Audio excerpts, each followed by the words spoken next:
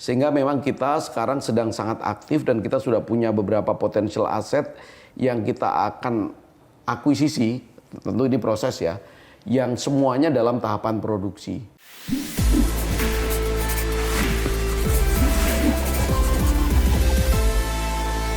Karena kita baru IPO, kita sangat berhitung soal risiko. Risiko baik, terutama risiko finansial. Sehingga kita memutuskan untuk tidak masuk kepada blok-blok migas yang sifatnya masih spekulatif. Dalam hal ini adalah blok migas yang masih tahap eksplorasi.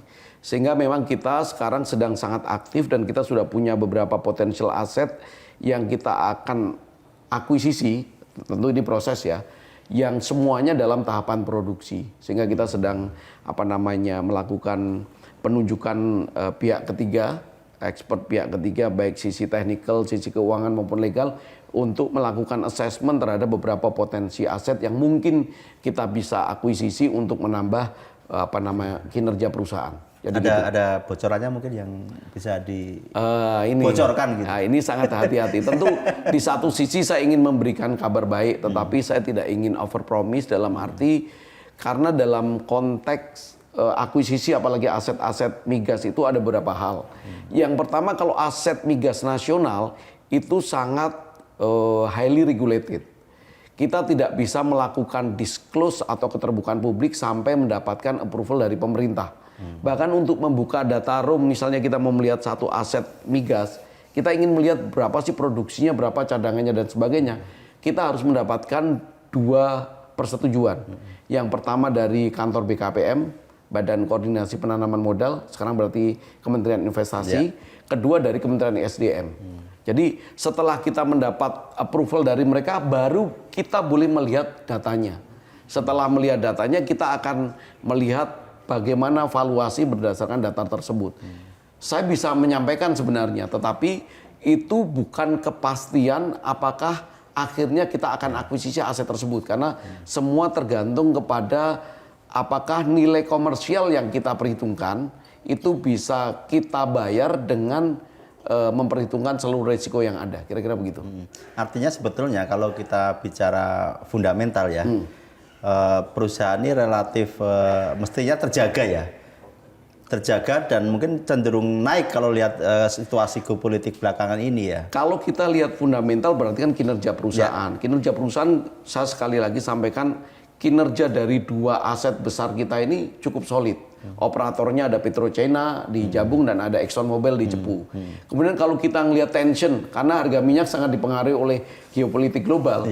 Setiap kali ada perang seperti ini, dampaknya atau ancaman perang, dampaknya selalu kepada kenaikan harga. Jadi harga minyak itu sangat simpel, 3 lah paling enggak yang mempengaruhi. Pertama adalah pertumbuhan ekonomi. Ini adalah penyebab kenaikan harga minyak yang kita nyaman.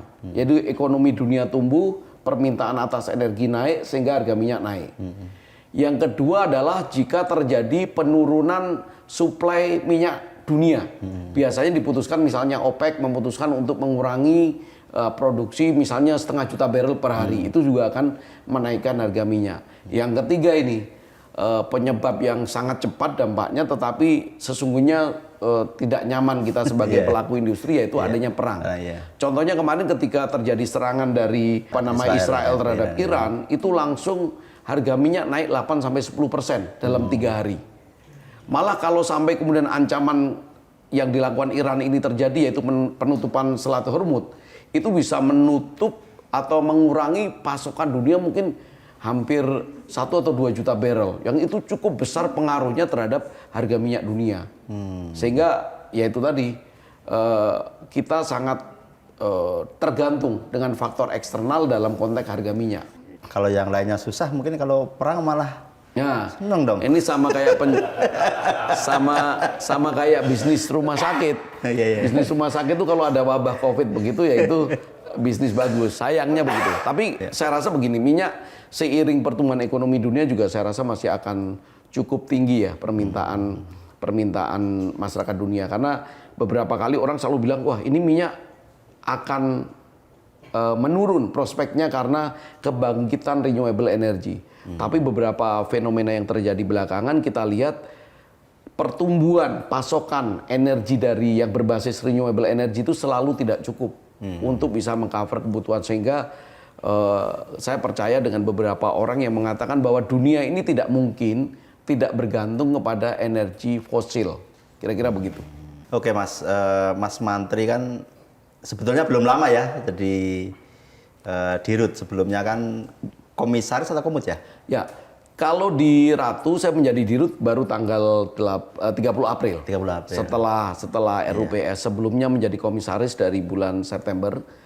Tapi sebelumnya lagi juga saya menjadi direktur pengembangan bisnis di holdingnya Ratu, yaitu Rukun Raharja. Sehingga memang kalau menjadi eksekutif dalam hal ini manajemen ya sudah hampir 6 tahun terakhir ya. Gitu. Beda nggak sih jadi komisaris sama...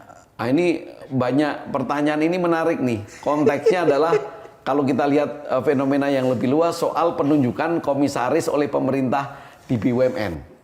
Kenapa kok banyak komisaris yang sebenarnya tidak punya kompetensi teknis di industri yang mereka ditunjuk. Jadi bedanya adalah komisaris itu murni kepanjangan tangan dari pemegang saham untuk mengawasi. Namanya mengawasi kan tidak harus detail. Mengawasi itu tergantung dengan apa namanya hal-hal strategik yang memang dimandatkan oleh pemegang saham. Misalnya di komisaris itu punya kelengkapan-kelengkapan kan namanya komite. Anggota komite itu ada komite audit, ada komite manajemen risiko, ada komite nominasi dan remunerasi. Itu masing-masing punya tugas masing-masing. Tapi kalau dibanding dengan pelaksana sehari-hari, ya kita sehari-hari memutuskan apakah kita harus menambah pegawai, harus mengurangi pegawai, itu semua adalah wilayahnya direksi. Perbedaannya lebih kepada intensitas. Sama gajinya tentunya. Gajinya, karena komisaris 40% dari gaji direksi. Kan? Saya berteman ya dengan Mas Mantri udah lama banget gitu dari 91 ya. Mungkin dari 91 loh, dari kecil. Dari teman SMA ya. Dari kita, mungkin sebelumnya ya. SMP. Jadi kita SMP. Sama-sama sudah sering compete dulu. Ya. Jadi saya sering compete sama dia, saya selalu kalah sih memang. Dari kecil udah pinter banget. Ya gitu. pinter lah, nggak pakai banget, pinter lah. Pinter. Jadi dulu dia SMP ya, SMP ini dia udah ketemu presiden loh. Mewakili Jogja ya Mas Mantri ya? Iya. SD apa SMP ya? SMP ketemu ya. presiden. Soeharto. Wah, kalau Soekarno tua banget dong. Mewakili Jogja. Masih muda. Terus satu SMA terus beliau pindah ke Jakarta, terus kuliah di UI ya sampai sekarang. Garis tangannya selalu bagus gitu.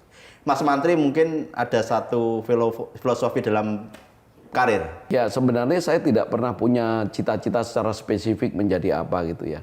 Tapi yang menjadi obsesi dalam hidup, saya ingin selalu punya nilai tambah. Nilai tambah itu tidak selalu dalam lingkungan yang besar, menjadi direktur, menjadi menteri gitu enggak. Tetapi dalam lingkungan kecil pun kita ingin memberi nilai tambah. Misalnya kita ketemu orang murung ya, kita cerita-cerita apa sih murung karena apa yang bisa kita bantu.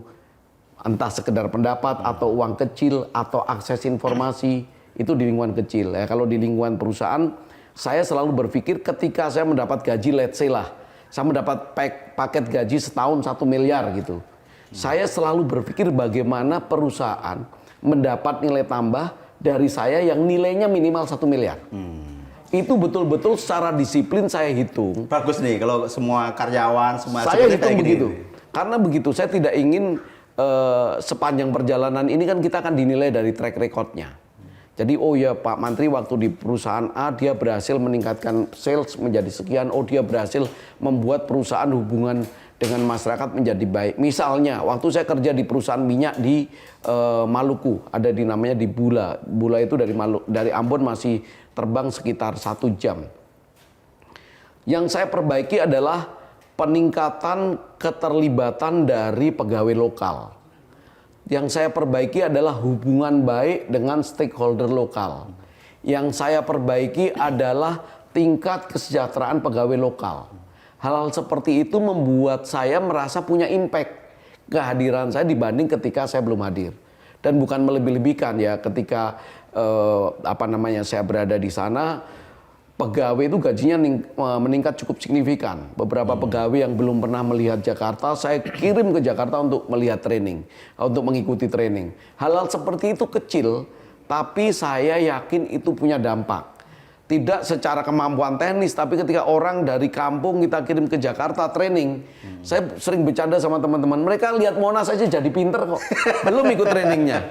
Karena apa? Training itu kadang-kala bukan tentang belajar pengetahuan teknis, tetapi meningkatkan kepercayaan diri dan kemudian mendapatkan horizon yang lebih luas tentang hidup mereka. Oh ternyata Indonesia itu seluas ini. Kalau Anda pergi ke Amerika, pergi ke Cina, pergi ke Arab misalnya, sebenarnya juga kalau bicara praktek kehidupan ya sama-sama saja, tapi kita selalu menemukan perspektif baru atas banyak hal. Cara makan, cara bertegur sapa misalnya. Hal-hal seperti itu buat saya penting untuk pegawai kita dorong untuk selalu masuk ke area-area baru, wilayah-wilayah baru. Itu akan meningkatkan tingkat kepercayaan diri mereka.